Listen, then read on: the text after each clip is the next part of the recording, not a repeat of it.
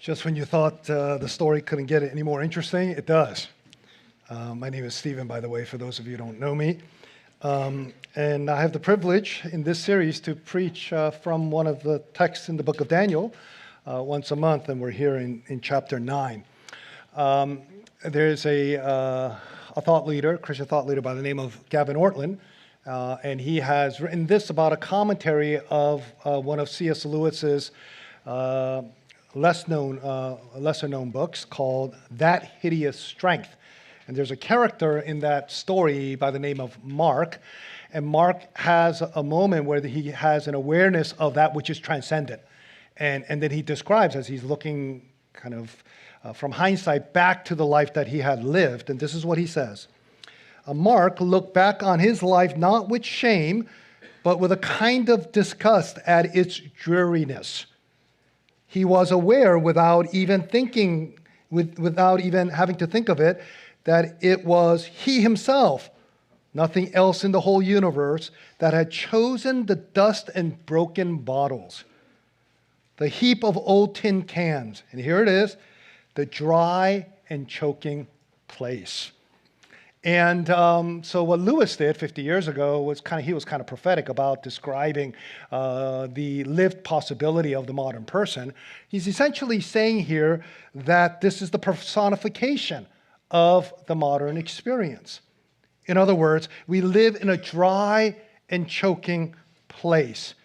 We have this hunger for spiritual need, but there is dreariness, there is a barrenness, there is a meaninglessness. Now, we might not use the word despair to describe this experience, but underneath this loneliness, there is a hopelessness, there's a restlessness, there is a distracted life that is full of emptiness. Now, what we're going to attempt to do today is to explore such aspects of a modern life from an ancient text. We're going to look at the life of Belshazzar. And we want to ask this question, are you living your life before a secular altar? That's the question we're asking. Are you living your life before the secular altar? I realize that most of you who are here are professing Christians. So let me just kind of point this out. It is quite possible for you to theoretically believe in the existence of God, or even perhaps the sovereignty of God. That you might say in theory that you submit to the lordship of Christ, but your life, your lived possibility is something that is completely different, and you're living before the altar of a secular reality. And I want us to explore this modern life in three stages. Number one, I want us to look at the crisis of disenchantment. Crisis of disenchantment. And secondly, I want us to look at the inescapable audit. And lastly, the reordering of our memory. The reordering of our memory. So let's look first of all at the crisis of disenchantment. Let's look here in verses 1 and following. Now King Belshazzar made a great feast for 1,000 of his lords and drank wine in front of the 1,000. Belshazzar, when he tasted the wine, commanded that the vessels of gold and of silver that Nebuchadnezzar his father had taken out of the temple in Jerusalem be brought, that the king and his lords, his wives, and his concubines might drink from them. Then they brought in the golden vessels that had been taken out of the temple, the house of God in Jerusalem, and the king and his lords, his wives, and his concubines drank from them.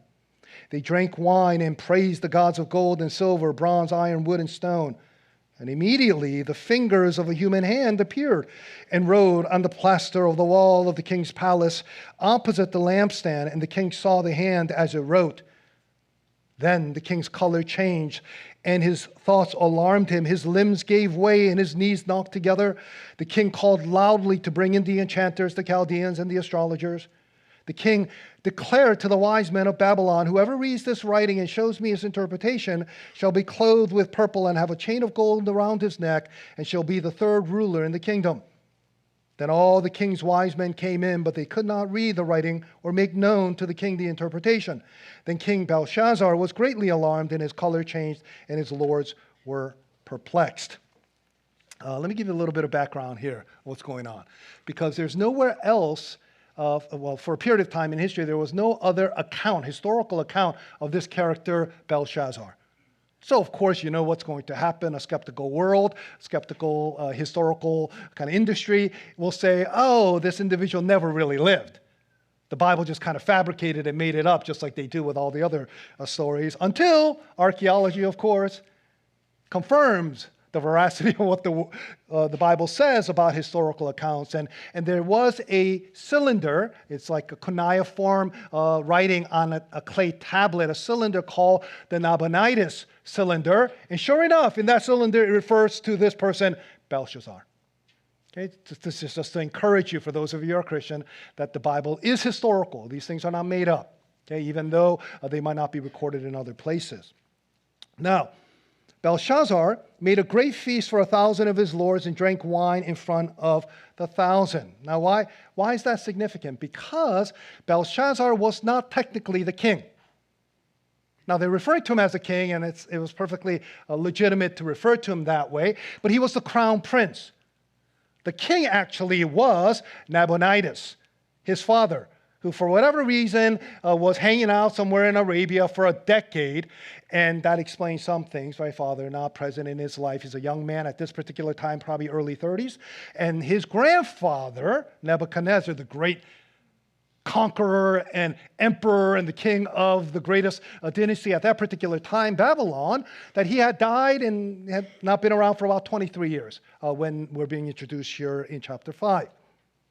And so then why does the narrator, why does Belshazzar, why does Daniel, why does the queen mother, we see her in verse 10 and following, why do they all refer to Nebuchadnezzar as Belshazzar's father?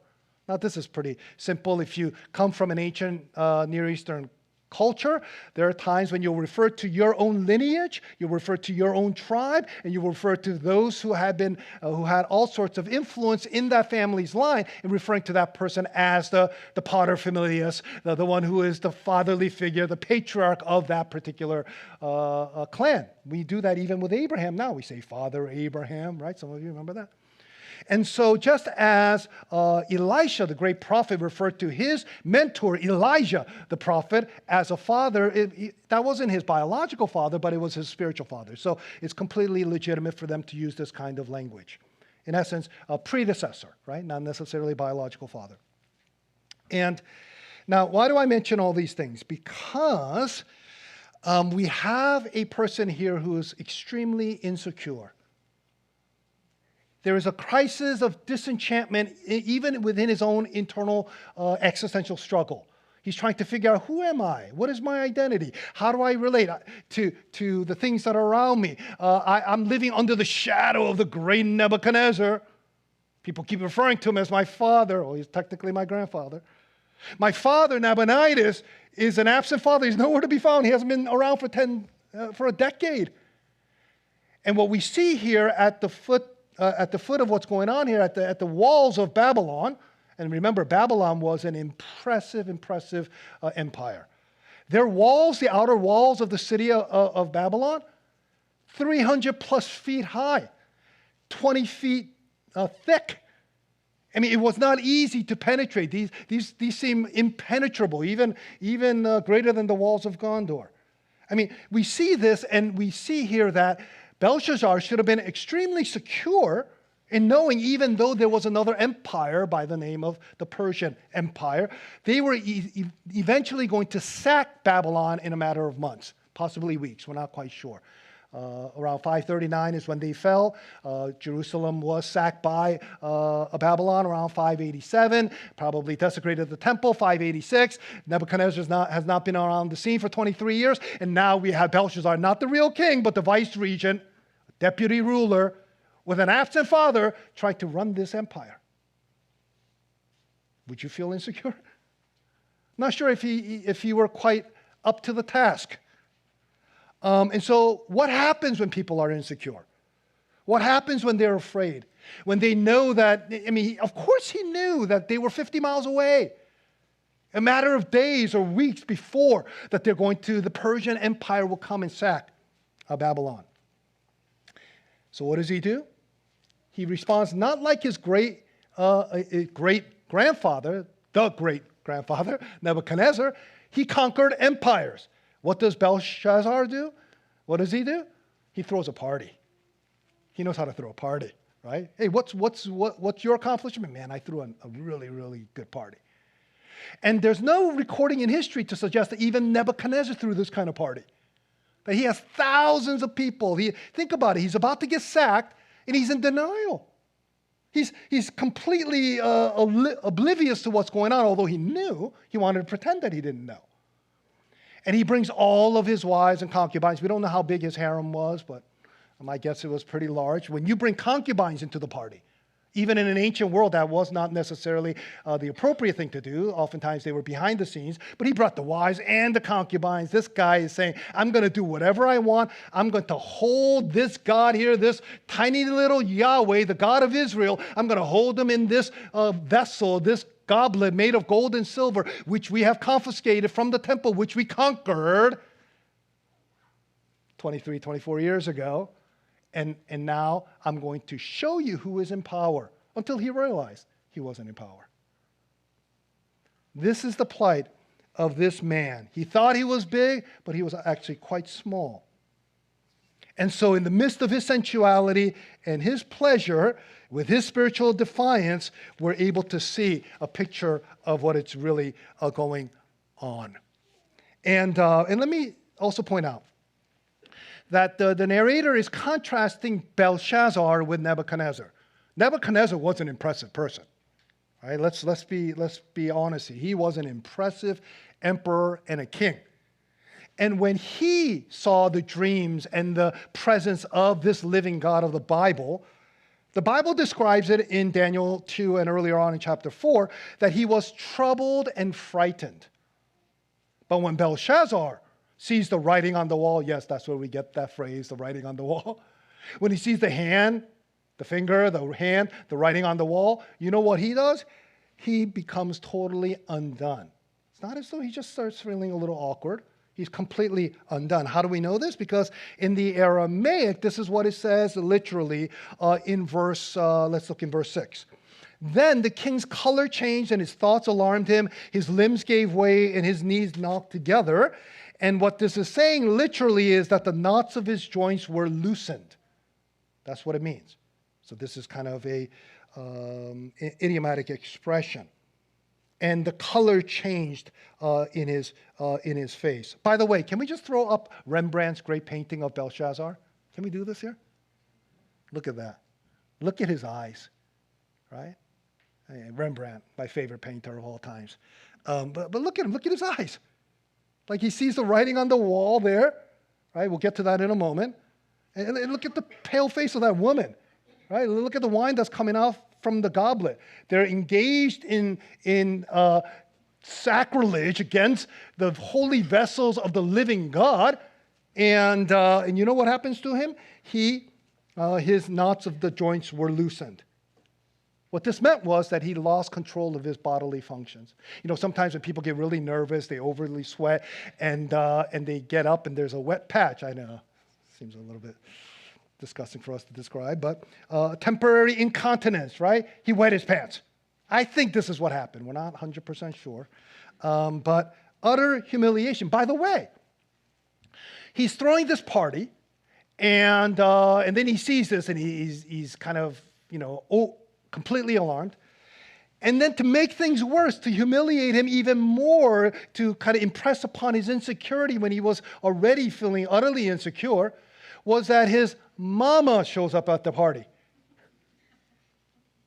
Can you imagine throwing a party? You're in high school or you're college, you're throwing a party and trying to act all cool, and all of a sudden your mama shows up. Hey, come over here. Let me tell you what's going on. Look what it says here. The queen, because of the words of the king and the lords, came into the banqueting hall, and the queen declared, O king, this will be his mother, right? Nabonidus' wife. O king, live forever. Let not your thoughts alarm you or your color change. There is a man in your kingdom in whom is the spirit of the holy gods. We're not sure whether or not she had full understanding like Nebuchadnezzar. This could be translated in the Aramaic, holy God. We're not quite sure. In the days of your father, light and understanding and wisdom like the wisdom of the gods were found in him. And King Nebuchadnezzar, your father the king. Interesting. Why does she repeat that? She could have just said, Nebuchadnezzar, your father, the king. Why does he say, Nebuchadnezzar, your father, the king?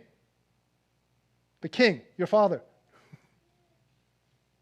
Because she's trying to point out, even though your father was greater than you, he understood when he was confronted with this sovereign God, the God of Israel. And he humbled himself. What are you doing? And so she encouraged him to find this Daniel, whom the king named Belteshazzar. Now let Daniel be called and he will show the interpretation. We saw earlier on in chapter 2 this phrase of revealing, showing, making known. Right, this language of making this known, the mystery, the wisdom that's being revealed, right? We talked about this, the secret, the mystery, all of these things. And Daniel had the excellence and the wisdom and understanding to know this. And so in the midst of all of this, he was trying to find his self-worth, trying to describe his identity through all of the things that he wanted to do. Now, philosophers will refer to this way. They will say, when we have this kind of struggle internally with our identity, we're always looking for something bigger or something larger or something grander in order to root all of our desires. So in other words, you have many disparate parts of your lives. You have your thought life, you have your recreational life, you have your relationship life, you have your workplace, you have your politics, you have your whatever those things might be. You have all of the different parts of your lives, and they seem disparate, but there is no cohesive, coherent narrative that ties all of these things together. And therefore, we start feeling unsettled and unrooted in terms of our identity and our existence. Why? Because we want to fundamentally know that our lives are sturdy, not fragile. And you're saying, well, I don't know if I agree with you. Well, why are you anxious? That's my answer. See, your anxiety is proving the point that I'm making. The reason why you're insecure, you're anxious, and you're afraid. The reason why you become bitter and unforgiving and restless. The reason why there is despondency and there is a bitterness in your heart. All of these things, these problem emotions, these are the fruit of the disenchantment that you're experiencing in your life. The dusty, the broken, the barren places which you yourself have chosen to live in. Remember, I introduced this thought to you. The great Canadian philosopher Charles Taylor. It seemed as though this stuck with you, so I'm gonna kind of ride on this. Remember the term immanent frame? You're living in the immanent frame. In other words, that's the frame that you live in. And the boundaries are so tight that you end up becoming a buffer self. You have a clear boundary around yourself, and you don't want anything to be porous or to enter into the boundaries of your buffer life because you're living in the immanent frame, which means that you don't want the reality of the transcendent to live in your life. And therefore, because you live in that buffer itself, you have to come up with other meaningful things in your life in order to find significance. How do we do this? Oftentimes, we become cause-based people. Cause-based people. Pleasure-based, achievement-based. You see that here with Belshazzar. Cause-based people. Because we want our lives to have totality. We want something to be bigger in our lives, something that will give us coherence, something that will give us meaning, something that will give us a rootedness. And because this secular age, this immanent frame lived possibility that you are experiencing right now is haunting you, is whispering voices into your life to live according to the virtues and the values of this culture. You are, I'm going to introduce you another term here, okay? You're feeling the cross pressures. You're feeling the cross pressures within the contested space of your heart. So the contested space is right here. And you're feeling the cross pressures. What are the cross pressures? The cross pressure on the one hand would be the immanent frame voice telling you, oh, you're good on your own. You can figure this out on your own. You have the sufficiency, you have the competency, you can figure this out on your own. You don't need a higher being, you don't need to conform to that. You're perfectly fine on your own. So that's the influence that's pulling you to agree with that. But on the other hand, You've tried that and you're saying, well, but why do I still feel lonely? Why do I sense as though I want to find meaning? Why do I not want to have disenchantment and dissatisfaction and discontentment and denial? I want my life to be coherent. How's that happening? So then you have the transcendent reality pulling you this way. So in this space, the contested space, you have the cross pressures, one coming from this side and another one from this side. And you know what this causes in your life? It causes your belief to become fragile. Your belief becomes fragile. It's not sturdy. It's fragile. There's a fragilization of your belief system. And so what do we end up doing? We don't commit one way or the other. So what do? We live, this is what Taylor says, we live in this middle space. Not fully this way, but not fully that way. Oh, I think I believe in this because I read somewhere in the Bible that says it. But hey, if that's the way you want to live your life, then you're free to live your life that way. I'm not going to tell you that that's not true for you. Well, I believe this is what's true for me. How is that you can hold to that view? It's because your life is fragile. Your belief system is fragile. You're living in this middle space, and it's being contested all the time. So, here it is. If you seal off the transcendent in your life, because you're living in the immanent frame, your understanding of yourself is buffered, right? If you sealed off the transcendent reality of God in your life, just as Belshazzar did, I don't need God. I'll just use the holy vessels. I can still be spiritual and religious. I'll use these things that came from the temple. Hey, I'm still consulting the gods. I've got the enchanters and the Chaldeans and the astrologers. They'll tell me what's going on here. When you choose to do that, when you seal off the transcendent, you know what else you seal off? And this is the thing. We're not sometimes aware of it, so I'm going to help you here. You know what we seal off besides the transcendent? We also seal off significance. That's why you sense as though your life has no meaning. That's why you feel hopeless. This is why you're disenchanted.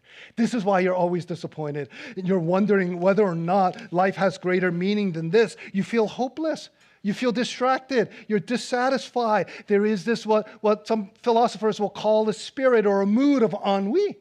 It is a discomfort. We're like, oh, is this all there is to life? Why is there this mood? Why am I not happier than I actually am? Why do I love just kind of going and watching these vampire movies and zombies and Stranger Things? Why? Because you know that your life is fragmented. There's a fragility to your life. There's a hopelessness. That's why you want to live in the dystopian world, because the world that you're living is not fully satisfying. So for a momentary period of time, you can indulge your desires by going there and doing that.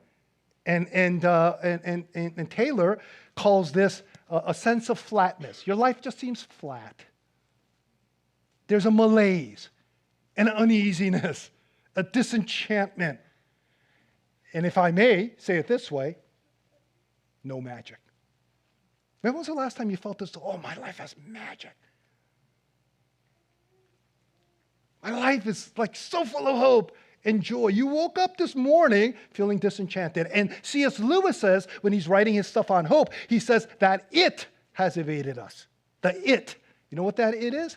That it is, oh, something must be missing in my life. I don't know what that is. Well, it's called the transcendent reality.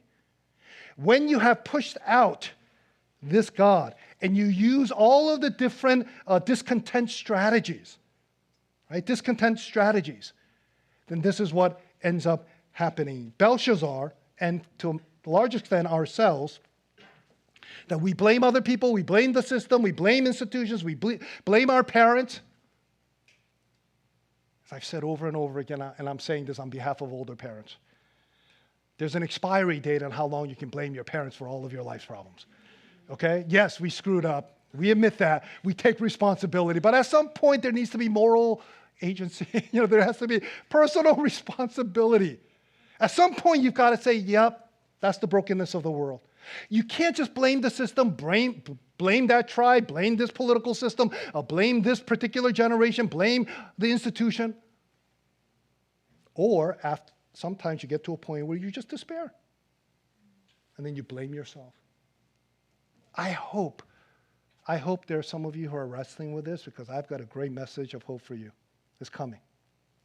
It's helping us to understand that we don't have to hate ourselves. Belshazzar and we all try to fill our sense of deficit. We know deep inside there's a haunting suspicion, right? The ghost is haunting us. We know that deep inside there is something missing. The it is missing. There's a restlessness. There's a disenchantment. Is this all there is to life? I want meaning and purpose, yet I'm not experiencing it because I live in a non-transcendent immanent frame. And in the contested space, I'm not choosing one over the other. The cross pressures are coming upon me from both sides, and I just kind of settle by living in this middle space. So how are you going to try to make up what's missing? How are you going to make up what's missing when we are co-opting the principles from God and the reality of the transcendent? When we are borrowing moral capital? Or as has been stated last week, that we're engaged in cosmic plagiarism. We settle with our self-authorship, even though we know that we're not good in creating our own lives. We still believe the myth of self-creation. We engage in self-authorship. We engage in cosmic theft. We engage in the myth of self-creation. And we think that exclusively humanism can provide a solution for us until it doesn't. And then you realize that you're disenchanted. But you still try. And I want to spare you from continuing to strive. I want to spare you from stop doing that. I want to tell you that you don't have to keep doing that. You don't have to keep on feeling insecure and engaged in a cycle of fear. And I want to help you not to, and listen to it, here's another term, not to subtract God from your life. Don't engage in the subtraction story. Reject that desire to say, you know what, I'm going to do this without God. I don't need God. That you're subtracting God from the equation. I'm telling you, I'm trying to explain to you that subtracting God from the equation of your life will not give you the hope and the enchantment in the midst of your disenchantment. Because all of these principles have been stolen and borrowed from the transcendent one, the Most High God. And if we have pushed them out, then there's no way that you're going to be finding that anywhere else, no matter how hard we try. That was my longest point. This takes us quickly to the second point. The inescapable audit.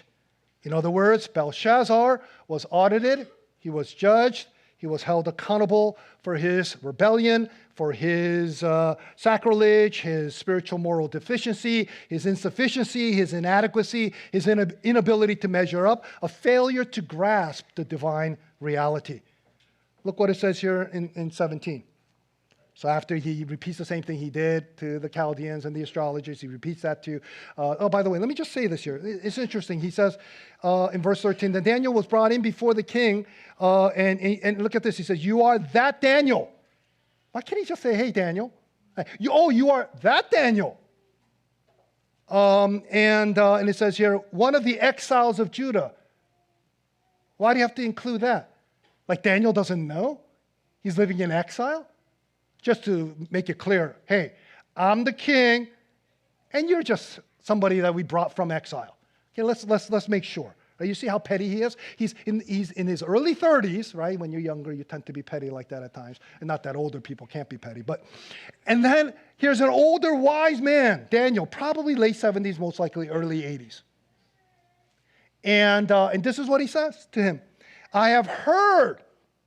Doesn't mean that I believe this. To the very end, you see how he's in denial? Even though he's the most insecure person in the story?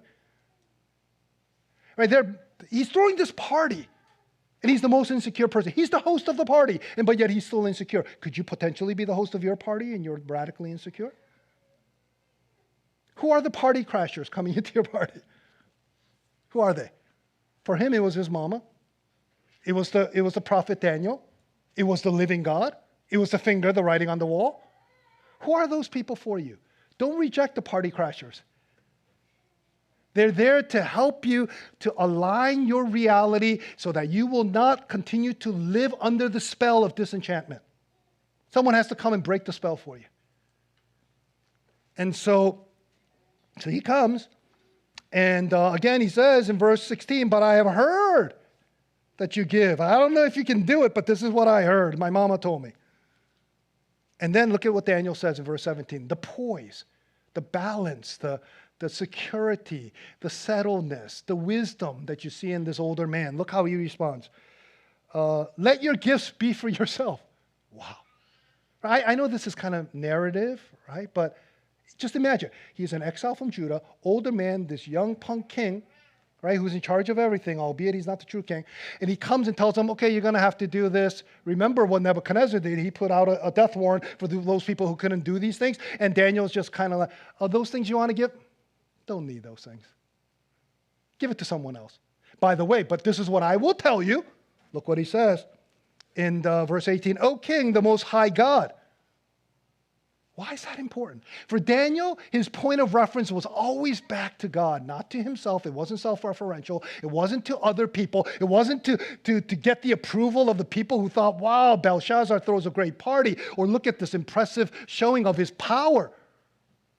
His sense of his self-worth and identity was always rooted outside of himself. Let's look what Daniel goes on to say. Verse 18. O king, the most high God gave Nebuchadnezzar your father kingship and greatness and glory and majesty, and because of the greatness that he gave him, all peoples, nations, and language trembled in fear before him. Whom he would, he killed, and whom he would, he kept alive. Whom he would, he raised up. Whom he would, he humbled. But when his heart was lifted up and his spirit was hardened so that he dealt proudly, he was brought down from his kingly throne, and his glory was taken from him. He was driven from among the children of mankind, and his mind was made like that of a beast, and his dwelling was with the wild donkeys. He was fed grass like an ox, and his body wet with the dew of heaven, until he knew that the Most High God, here it is, rules the kingdom of mankind and sets over it whom he will. Nebuchadnezzar knew that. Verse 22. And you, his son, successor, Belshazzar, have not humbled your heart. And here's the stinger. Though you knew all this. You can't claim agnosticism. You can't claim, oh, I didn't know. You were fully aware, but you still wanted to engage in amnesia. You still wanted to engage in God forgetfulness and not God memory. Verse 23. But you have lifted up yourself against the Lord of heaven, and the vessels of his house have been brought in before you, and you and your lord, your wives, and your concubines have drunk wine from them. And you have praised the gods of silver and gold, of bronze, iron, wood, and stone, which do not see or hear or know, but the God in whose hands is your breath, and whose are all your ways you have not honored. You've heard my mentioning this before, this language here, the idols that he was going after, whether it was the god Bel or Marduk, and we believe, scholars think that this might have been referring to some other moon god, okay, whatever the case might be. We see that in Isaiah chapter 6, when God comes and tells Isaiah, you need to go and speak this, make this proclamation to my people. They're going to have eyes, but they cannot see. They have ears, but they cannot hear. They have hearts, but they cannot perceive and understand. Why? Because that which you revere, you resemble either for ruin or for restoration. In other words, that they were willing to become like their gods. It's like the little stone or wooden sculptures and idols that they had carved with their own hands. And they have eyes, but cannot see, but they have ears, they cannot hear. But the living God, who has full control over your origin and your life and your destiny, that God you have not honored. Belshazzar can no longer escape this inescapable audit. And then, what do we find here? Let's read on here in verse 24. Then from his presence, the hand was sent, and his writing was inscribed, and this is the writing that was inscribed. Mene, Mene, Tekel, and Parsin. This is the interpretation of the matter. Mene, God has numbered the days of your kingdom and brought it to an end. Another expression that we use. Your days are numbered, right? It comes right from here. Verse 27, Tekel, you have been weighed in the balances and found wanting. Another expression we get, that you've been weighed and found wanting. And then in verse 28, Perez, your kingdom is divided and given to the Medes and Persians. So This is very, very fascinating here because we have a description here of the sequence of weights. Sequence of weights. And it's in a decreasing order. It's in a decreasing order. So all of these represent weights. Mena, mene, mina. Tekel, which is referring to, you might have heard this term if you've read the Bible in other places, shekel. Right? Tekel is just the Aramaic of it. So that's 1/60th of a mina. So mina is a heavier weight, and tekel or shekel is 1/60th of that. And then perez is 1/2 of a shekel. You with me? So there is a decreasing order, a sequence of the weight, where you have the sequence of decay. This is very, very reminiscent of what was described, I believe, in chapter 4, when it talks about all of the future kingdoms that will come. All these kingdoms, right? All the great kingdoms, Babylon, Persia, Hellenistic Greek, and the Roman. Those are the 4 major empires during this particular period from the, 6th century all the way on to the time of Jesus for about 600 years. And what do we find? You have a picture of this statue where you have gold, and then what's after that? Silver, and then after that, bronze, after that, iron and clay. So you see the kind of the decreasing order of the value and the weight of all of these things. It's a sequence of waste and it's a sequence of decay. In other words, what the writer here is trying to help us to understand is there's a foreshadowing of the history of the Babylonian Empire. It started with someone great like Nebuchadnezzar, but it's ending right now because you're going to get sacked in a matter of weeks or months. 539, Persia came and sacked. Belshazzar was the last one. And what does it say here at the end? And now there was a new king who had emerged. He's 62 years old, and his name is Darius the Mede.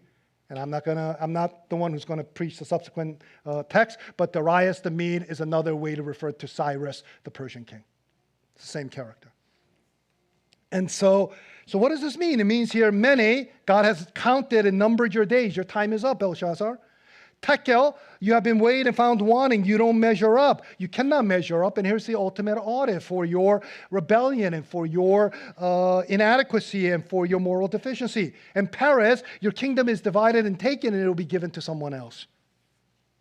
You know, there's a great passage in Jeremiah 45:5, where Jeremiah the prophet is speaking to his kind of assistant, his scribe, Baruch. And this is what he says. He says, do you seek great things for yourself? Do you seek great things for yourself? Let me ask you. Do you seek great things for yourself? Do you want to make a name for yourself and establish this big statue like Nebuchadnezzar, or this grand party and demonstration of his power like Belshazzar, or like the people in Genesis 11, the Tower of Babel? You're creating this pyramid or this ziggurat temple and trying to reach the heavens. What are you doing? Are you making a name for yourself? Do you seek great things for yourself? Jeremiah says, seek them not. Seek them not.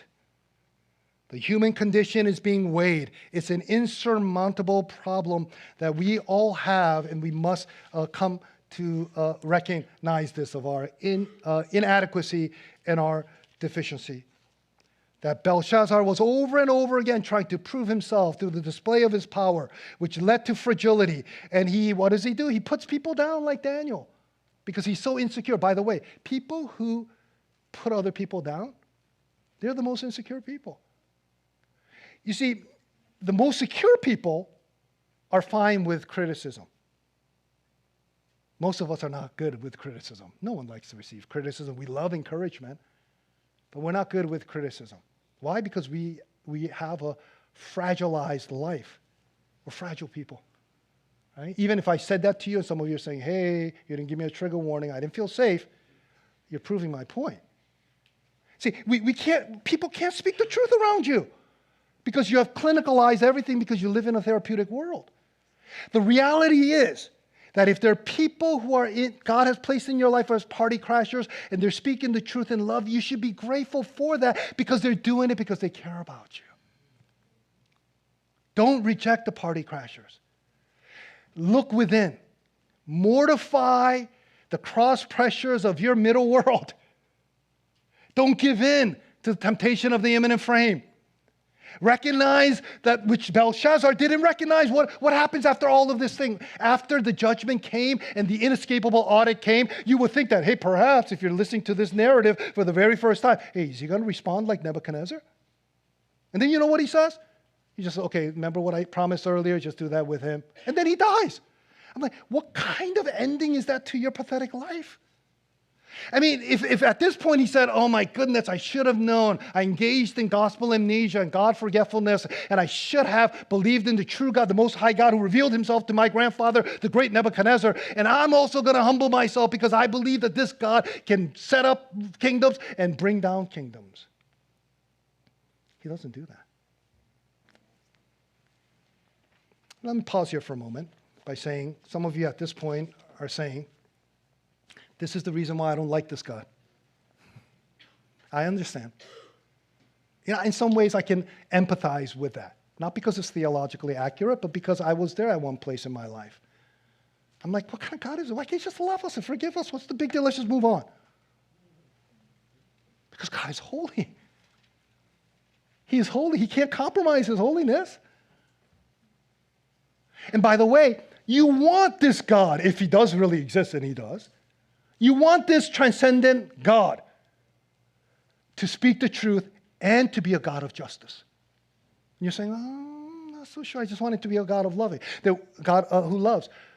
Let me tell you, every immanent frame, every worldview, every Lebenswelt, every story, every narrative that's out there, they all believe in justice. Why do you think you're a cause-based person? You see the injustice. I don't like that injustice. I'm going to protest. I'm going to speak out against that. And there should not be that kind of injustice. And by the way, the Bible agrees with you. God is a just God. He doesn't like injustice. And he's going to call people out and he's going to keep them accountable. So God agrees with you. But here's the difference. In the court of public opinion and all the immanent frame kind of justice-oriented worldviews and stories, you know what's missing that the Bible has? Forgiveness. It doesn't have forgiveness. It's saying that everything is performance-based. You know, we talk about meritocracy, and I support meritocracy. Until I don't. Right? I mean, meritocracy is like, hey, if the person who's most qualified, regardless of what their background is, that person should get the job.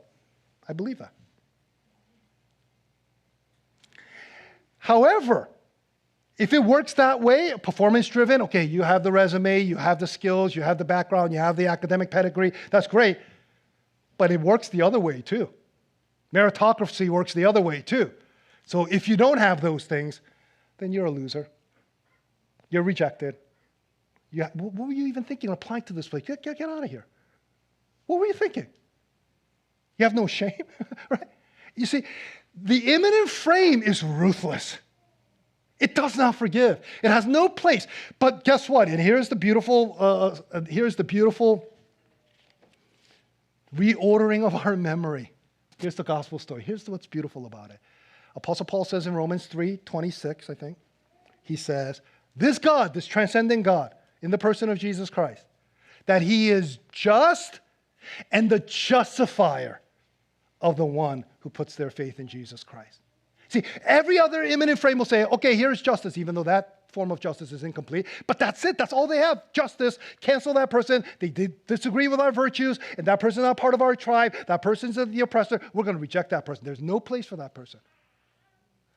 But in the gospel story, there's always room for people like Belshazzar, and there's always room for people like us. There's always room for people who recognize, like Nebuchadnezzar, that I've been living this way. I don't want to anymore. And when we come to that realization and we humble ourselves and to become a porous self and allow the transcendent reality to come into our lives, and we don't seal off God in our lives, and then we don't subtract him from the equation, and he becomes the ruler and the one who controls our lives, then that's when you find, my friends, security. That's when you find enchantment. That's when you find hope. That's when you get to a place where you can be fully settled. Let me share with you this story. So when I was living in the UK, I have fond memories. We lived there only for 2 years, but many years ago, my eldest daughter is having her second child, and I'm grateful for that. But when she was 5, We brought her there to St. Andrews, and she was attending a local school. And they had this kind of event called the Sports Day. Again, what did I know? I just kind of showed up, only to realize that there were grandparents with grandmothers with their beautiful hats, and they were well dressed, and I'm just there in my khakis. Anyways, so they would all compete collectively as part of a team or individually, and then they would receive this coveted trophy sticker whenever they would win an event. For 5-year-olds, that's a pretty important thing. If that's very important to you now, then we can talk. But for a 5-year-old, that was pretty important. So. And then, right in the middle of the, let me qualify that. Let me qualify. I need to make here's a disclaimer. My daughter was a year and a half younger than everyone else in her class. Okay, because I just want you to start hearing the story. I don't want you to start thinking pejoratively of the athletic prowess of the young family. Okay, that she was much younger than everyone else. So anyway, so she's there, and halfway through, I realized somehow, I don't know, that she was the only one who didn't have a trophy sticker. Now, some kids were well decorated, right? And others just had a few. They were physically, athletically challenged also, but they happened to be on the better teams. But my daughter didn't have one. I'm like, oh, please, Lord, please. Just let her just receive one. At least you can brush up against someone and pick one up accidentally on her shoulder. Just pick, please.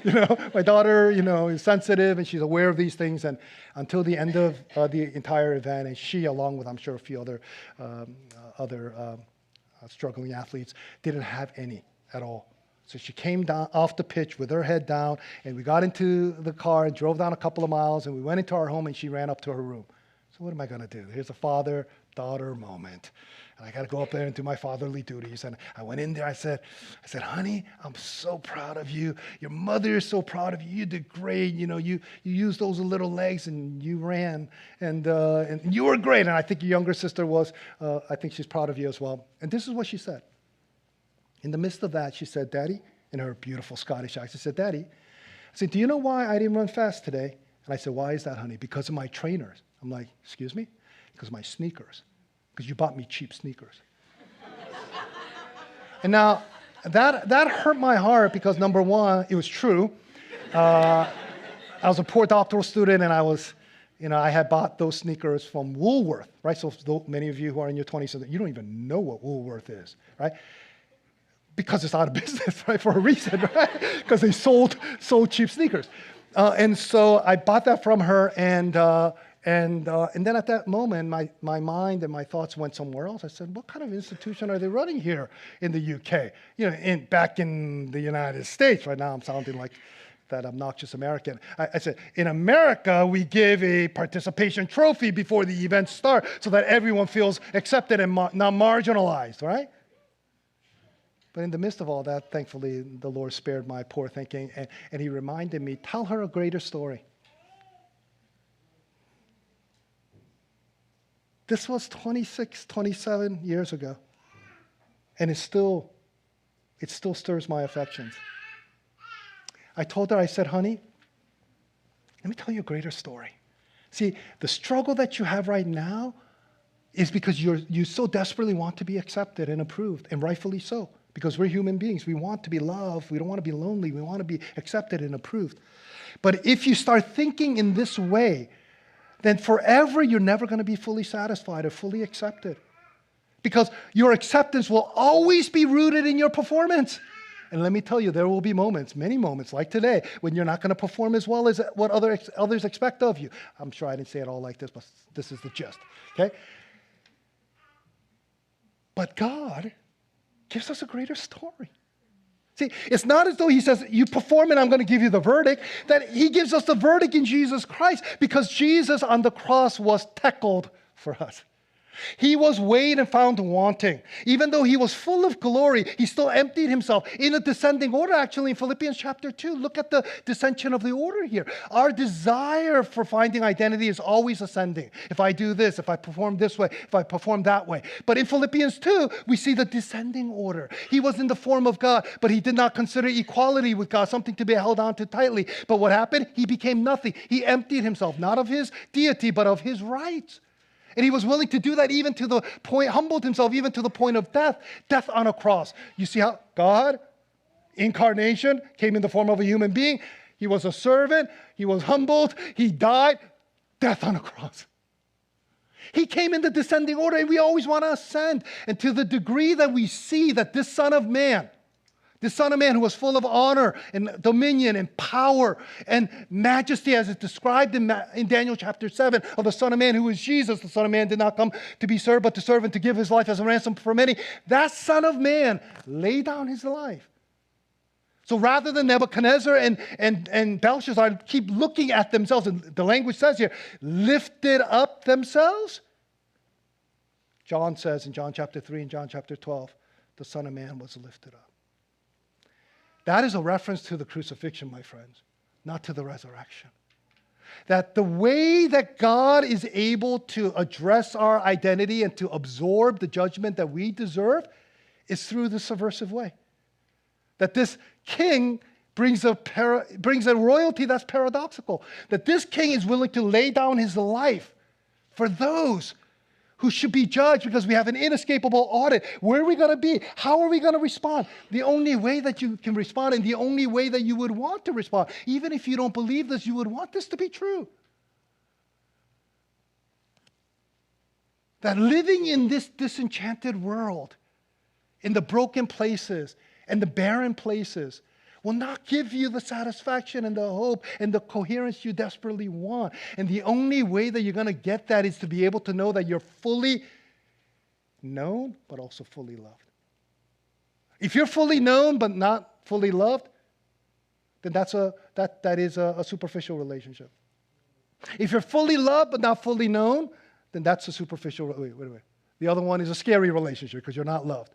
But only if you're fully known, but still the God who fully knows you, because of what his Son has accomplished for us, that on the cross he was willing to pay the penalty and the debt by being weighed and been wanting. His life was counted. It says in Isaiah 53, he was counted and numbered among the transgressors. If that's what he has accomplished for us, then he can fully love us. He can be the judge and the justifier. He can be the just and the one who justifies. He can be all these things, and no imminent frame worldview can offer that to you. You no longer need to live in despair and disenchantment. From this point on, you can move forward with a whole lot of confidence and humility all at the same time and have this paradoxical royalty in you as well. I'll end with this. There's a movie that I saw in the 90s called Notting Hill. Some of you might be familiar with that. This was Julia Roberts when she was really young, and Hugh Grant when he was really young. Two really, really good actors, especially when they're playing that one role that they always play in every movie, but they're good at that one role, okay? Not a whole lot of variety, but anyway, so here is Julia Roberts, who is this amazing movie star. Her name was Anna, I believe. And she gets into this relationship fortuitously with this owner of a second-hand bookstore in Notting Hill, west of London. I forgot what his name was. So they get into this relationship, and then things are not working out, and she makes this last-ditch attempt to come and to see if she can salvage the relationship. Comes into his bookstore, and she comes with this beautiful painting of Chagall, gifts it to him. And then this is what she says. She says, this fame thing, it's not real. I'm a little girl standing in front of a little boy asking him to love her. That's when, remember, then we're like, oh, what are you doing, you idiot, go after her, And this is what happened, right? But here's the thing. All of even the romantic relationships won't give you the sturdiness and the permanence that this God can. Because even in human relationships, people can know you, and if they don't really want to accept what they know of you, they can reject you. But only in God can you be fully known and fully loved. But guess what? If you align yourself with this transcendent reality and you're willing to live in that space and not being yielding to this way or that way and be compromising, if you're willing to be fully committed to this God, then you can be fully humble and confident all at the same time. And you yourself will also accept people who are not acceptable, people who have an inescapable audit, and they can be judged, but you won't cancel them. You can forgive them. I want to be around people like that. My prayer is that we will be a community like that we will be radically different than what the world can offer. This is the better story. The Bible out-narrates all of the narratives that the imminent frame has. It gives us a better story. it breaks the spell. Let's pray.